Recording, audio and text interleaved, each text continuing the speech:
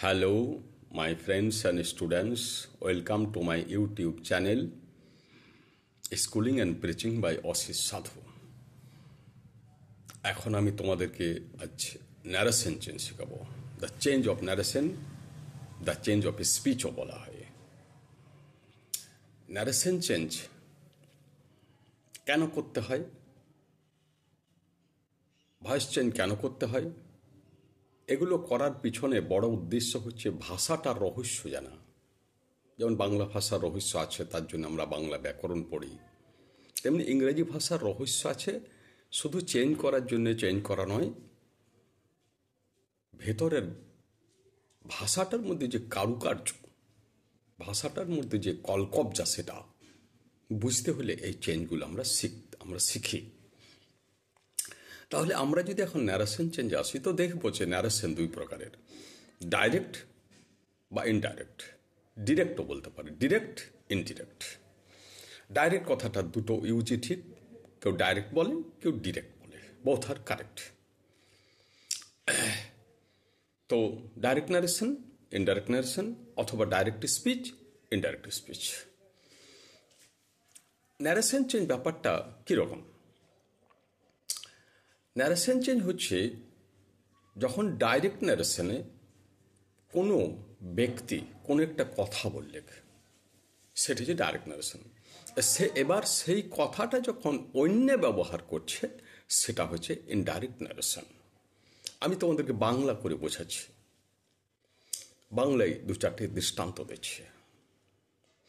মনে করো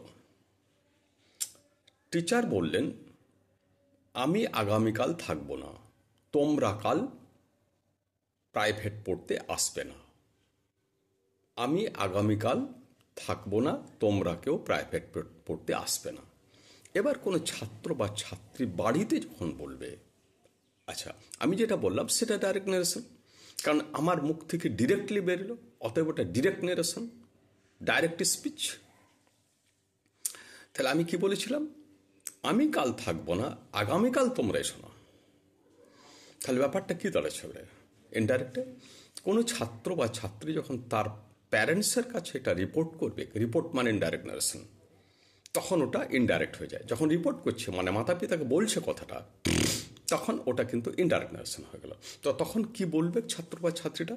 তখন বলবে যে টিচার বললেন যে তিনি আগামীকাল থাকবেন না, আমিটা তিনি হয়ে গেল, তিনি আগামীকাল থাকবেন না, আমরা যেন প্রাইভেট পড়তে না চাই। তাহলে আমি কি বলেছিলাম? যে আমি থাকবো না, আমি থাকবো না।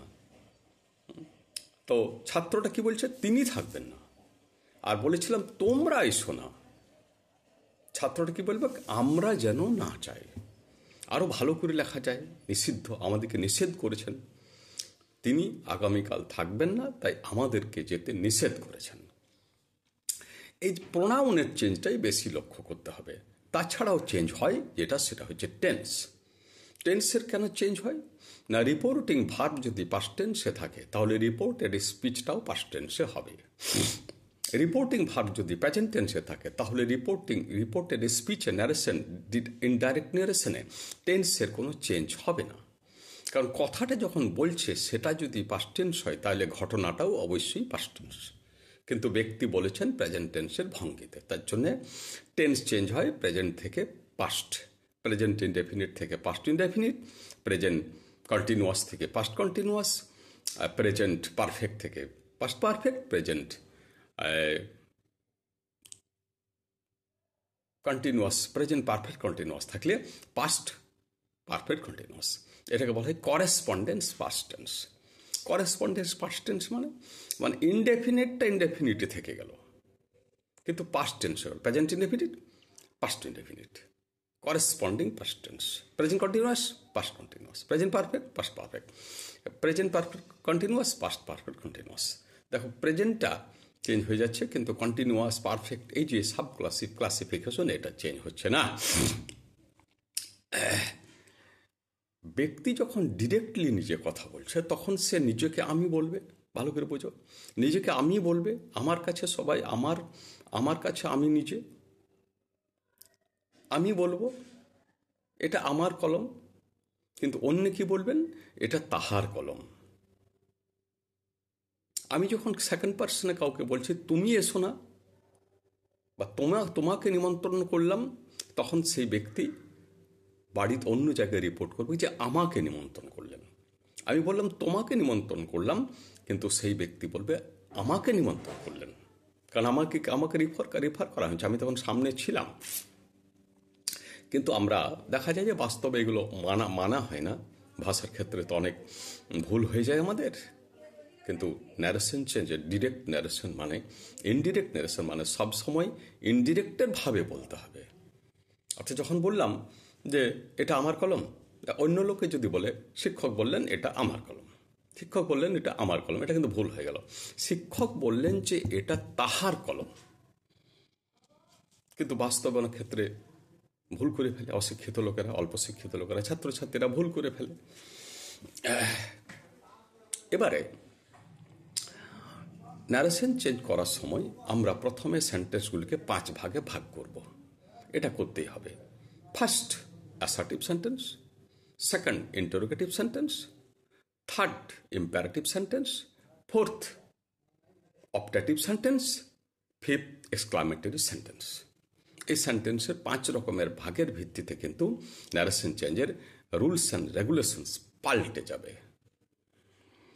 কারণ সেন্টেন্সের এগুলো হচ্ছে সেন্টেন্সের অর্থভিত্তিক ভাগ। আরেকটা যে ভাগ আছে সেটা হচ্ছে গঠন ভিত্তিক ভাগ। তখন আমরা শিখি যে সেন্টেন্স 3 রকমের, simple sentence, complex sentence, compound sentence. কিন্তু যখন আমরা ন্যারেশন চেঞ্জ করতে যাব তখন যে 5 ভাগে ভাগ করা হয় সেটা হচ্ছে অ্যাসার্টিভ মানে সাধারণ স্টেটমেন্ট। যেমন I go to school, I read in class 10, he is my father, I live in a village. Statement অর্থাৎ এর মধ্যে এটা কোনো প্রশ্ন নয়, এটা কোনো আদেশ উপদেশ নয়, সাধারণ কথা, ইনফরমেটিভ বলা হয় এটাকে, বা তথ্যমূলক বাক্য। অ্যাসার্টিভ। 2 নম্বর interrogative question, what is your name, do you go to school, have you any brother or sister, is your grandfather alive, are you well now, why do you quarrel, where do you live. এগুলো সব question. 2 রকমের, WH question এবং yes no question. WH question কোনগুলো? যেগুলো WH word দিয়ে, what, where, when, who এইভাবে শুরু হয়, হাউ, হুজ, হুম, এগুলো হচ্ছে ডাব্লিউএইচ কোশ্চেন। যেমন হোয়াট ইজ ইয়োর নেম, এটা একটা W H question. Whom do you like, তুমি কাকে পছন্দ করো, এটা একটা W H question. How old are you, তোমার বয়স কত, W H question. Yes no question কেমন? Have you any brother or sister, তোমার কি কোনো ভাই বোন আছে? দেখো এটার উত্তর হবে আছে, যদি থাকে তাহলে ইয়েস হবে, না থাকলে নো হবে। আর ইউ এ ডক্টর, তুমি কি একজন ডাক্তার? হলে ইয়েস বলবে, না হলে নো বলবে। তাহলে এগুলো হচ্ছে ইয়েস নো কোশ্চেন। 2 রকমের, WH question, yes no question. এই 2 রকম কোশ্চেনের আবার ন্যারেশন চেঞ্জের ক্ষেত্রে কিছু আলাদা নিয়ম আছে। মূল নিয়ম কিন্তু একই, কিন্তু আবার কিছু আলাদাও আছে। 3 নম্বর সেন্টেন্স, সেটা হচ্ছে ইম্পারেটিভ সেন্টেন্স। ইম্পারেটিভ সেন্টেন্স মানে আদেশ, উপদেশ, অনুরোধ, প্রস্তাব। কিরকম আদেশ? গো টু স্কুল, বাবা বলছে গো টু স্কুল, স্কুল একটা আদেশ, একটা অর্ডার। মা বলছে শিক্ষকদেরকে মান্য করবে, অ্যাবাইড বাই দ্য টিচার্স। এটা একটা অ্যাডভাইস ইম্পারেটিভ সেন্টেন্সের মধ্যে।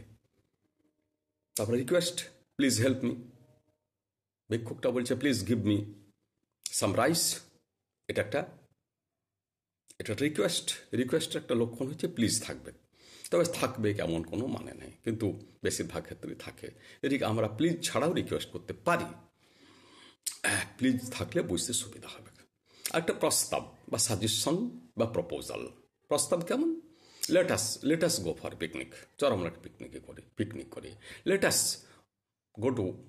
গো to walk along the river side, চলো আমরা নদীর ধারে ভ্রমণ করি। Next optative sentence. Optative sentence মানে অপ্ট মানে পছন্দ করা। কেউ আমাকে যদি প্রণাম করে আমি কি বলবো? মে ইউ লিভ লং, তুমি দীর্ঘজীবী হও। May you be happy in life, তুমি জীবনে সুখী হও, মে গড ব্লেস ইউ, ঈশ্বর তোমাকে আশীর্বাদ করুন। আবার অভিশাপ হয়, may you go to the dogs, তুমি কুকুরের পেটে যাও। আমরা যেমন বলি নদীতে যা, ইংরেজিতে সেরকম বলে কুকুর পেটে যা, অর্থাৎ অভিশপ্ত করছে, may you go to the dogs. এটা হচ্ছে একটা, এগুলো হচ্ছে অপটেটিভ সেন্টেন্স। আশীর্বাদ হয়, অভিশাপ হয়, তো মনের ইচ্ছা, উইশ বা প্রে ব্যবহার করতে হয়। নেক্সট, লাস্ট নম্বর 5 নম্বর, এক্সক্লামেটিভ সেন্টেন্স, বিস্ময় প্রকাশ পায়। যেমন how beautiful the Taj Mahal is, Taj Mahal কি সুন্দর। What a poet Rabindranath is, Rabindranath কি বড় কবি। হ্যাঁ, সে বিস্ময়সূচক চিহ্ন, এক্সক্লামেটরি সাইন ব্যবহার করতে হয়। How fine the place is, how big the Himalayas are, Himalaya কত বড়। এগুলো সব এক্সক্লামেটরি সেন্টেন্স। আজ আলোচনা করলাম এই পর্যন্ত, নেক্সট আলোচনা করব। দয়া করে আমাকে ভালো লাগলে লাইক দেবে, যেমন খুশি কমেন্ট করবে, যেমন খুশি বলতো খুব খারাপ, যেমন খুশি বল নয়, যুক্তিসম্মত কমেন্ট করবে এবং সাবস্ক্রাইব করবে। থ্যাংকস।